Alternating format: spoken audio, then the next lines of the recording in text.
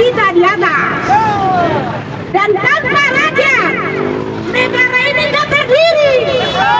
Nggak boleh monyet dengan kuda, dengan kerbau atau binatang dibuat menjadi mendirikan satu negara. Harus manusia. Biarpun itu gila, pasti dirayu-rayu, apalagi di pemilihan suara.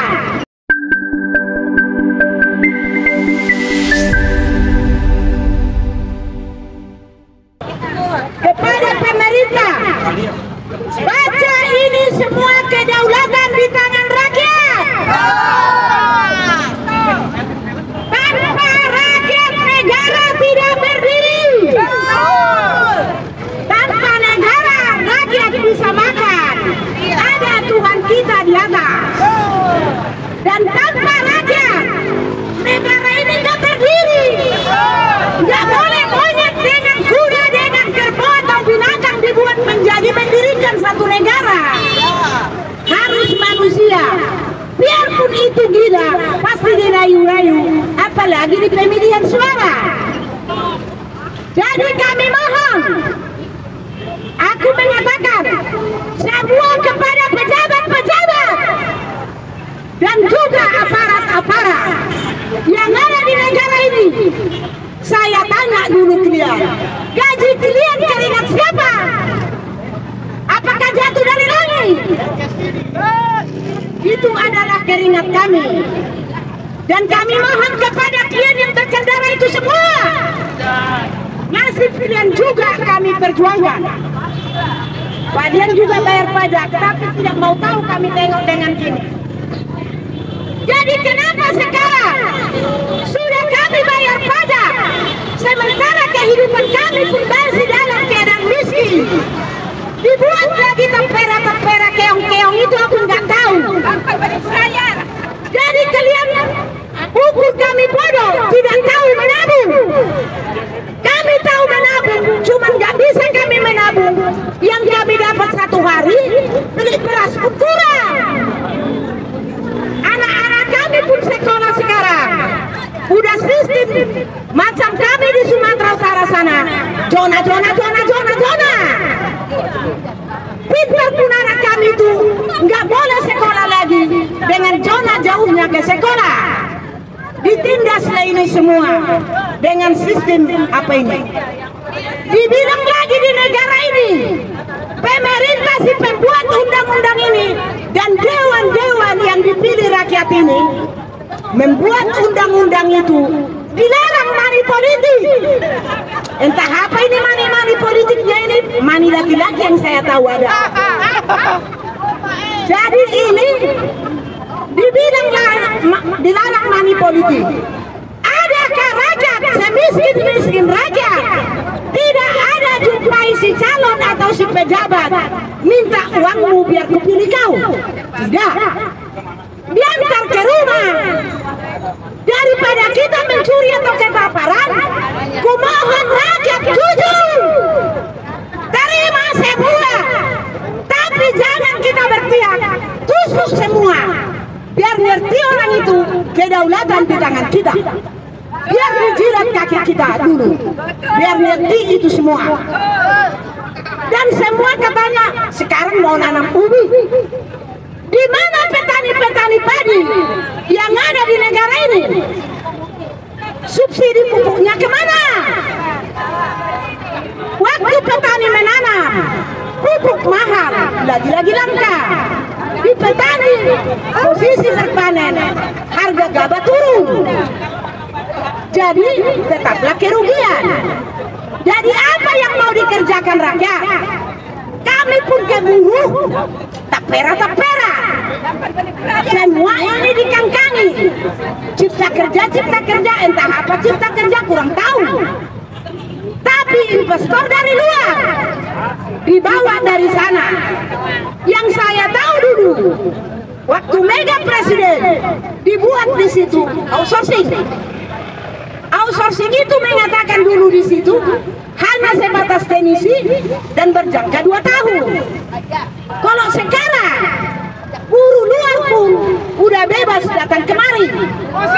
Usir. Jadi ini teori penjajahan. Entah mau kemana orang ini semua. pejabat ini nggak makan nasi, makan bako, bisa menelan kawat duri baru kami angkat tangan. Kalau paku bisa kami telan. Kawat duri lah dulu telan, biar ku tengok kau dan saya sanjung-sanjung kau dan ku jilat taikmu. Kalau bisa kau telan kawat duri. Dan semua manusia mati. Hanya catur yang dipertandingkan, yang pelarangan agama dan adat yang di negara ini. Kalau di adat dilarang melawan raja, di agama pun dilawan, agama manapun itu dilawan. Tapi kita pertandingkan pembunuh raja di Indonesia adalah mencatur. Kalau nggak dibunuh rajanya nggak menang. Remisi itu kalau nggak bisa dibunuh rajanya. Jadi kita pionir sekarang, kita satukan, kita bunuh raja-raja itu. Jangan mau kita remis. Kita bunuh saja itu. Biar kita pegang kemerdekaan itu. Ku bilang ya, sejak pertama merdeka Indonesia tahun 45, sekarang saya berumur 72 tahun. Mulai dari presiden pertama, saya sudah tahu. Ganti presiden, ganti peraturan. Hanya waktu Gus Dur yang kuingat dulu, bebas menyuarakan pendapat dan bebas kita berorganisasi. Sekarang macam di sana Sumatera Utara sana, ada wartawan dibakar rumahnya. Bagaimana tindakan pejabat ini? Apapun si kalian nggak bisa mencari ini, masa pun di desa-desa nggak bisa kalian cari pembakaran rumah. Apalagi ke Jakarta, tapi kalian sudah menerima suap dari bawah meja. Itu saya kecewa. Jadi hak asasi manusia di sila ke apa kita, Pancasila kita, tangan ke kanan kita ini membunuh, ini menunjuk, dan ini pemain judi ini 3. Kalau bisa diberantas potong dulu. Kalau di tangan kiriku ini pembantu. Di sini Pancasila, sila pertama ketuhanan yang Maha Esa ini pendek ini dan jempol. Sila kedua sudah keunguan, tidak ada lagi kemanusiaan yang adil dan beradab. Sila ketiga ini adalah kalau kami orang Batak dibilang di sini ada itu dijorang masak-masak ke situ gigi ini ke situ warnanya, nggak bisa lagi dipegang omongan manusia di negara ini. Kebijakan ini orang selain tukang korupsi ini kebijakannya ini di sinilah semua. Keadilan ini semua sudah biru, tak ada lagi keadilan sosial bagi seluruh rakyat Indonesia. Dan kumohon ya kepada aparat-aparat juga. Apa itu penjahat? Apa? Penjahat, apa itu penjahat?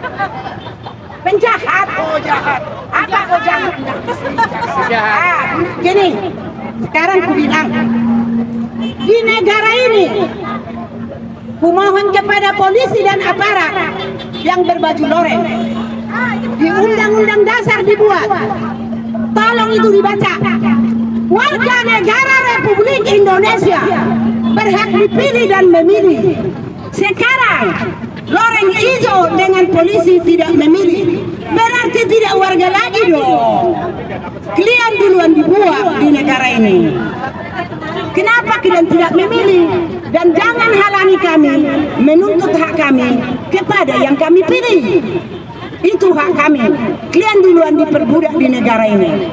Apalagi namanya hukum sekarang di Indonesia. Pol, jahat. Polisi lah capek tukang tangkap, entah main judi pun orang ditangkap. Jaksanya lah tukang nego. Hakimnya tukang ketok palu. Hakim itu hubungi aku kalau ingin menang. Hasilnya KUHP. Kasih uang habis perkara, uang yang ditimbang. Jadi kapan kami bisa menang si miskin ini? Selalu kami kalah. Dan sekarang di Alkitab kita pun agama manapun kita, bumi dan air diciptakan Tuhan, dipergunakan untuk kehidupan manusia. Sekarang Indonesia menjual surat tanah kepada sistem akte. Apakah si penjual surat akte tanah ini bisa menjamin tanah kita itu kita bawa ke liang kubur? Kalau nggak bisa jangan asal dibuat. Jangan dijual-jual pemerintah, ini tanah Tuhan. Itu tanah Tuhan. Jadi begini ya, bagi umat beragama Kristen 3 lembar papan, bagi umat beragama Islam 3 meter kain kapak, bagi umat beragama Hindu 3 kubik kayu membakar. Asal usul manusia diciptakan dari tanah kembali ke tanah 2 meter. Biarpun dia setinggi-tinggi jabatan, tak boleh lewat dari 2 meter. Tetapnya 2 meter. Jadi kumohon kepada pemerintah ini, hentikan penindasan terhadap rakyat, didorong ke pendidikan. Kalaupun mati nanti kalian itu tidak kalian bawa itu harta itu kalian kubur. Kalau nanti kalian bawa harta itu kalian kubur, ada yang mencuri, dibuatlah nanti mayat kalian itu. Hargai juga mayatnya. Terima kasih. Terima kasih.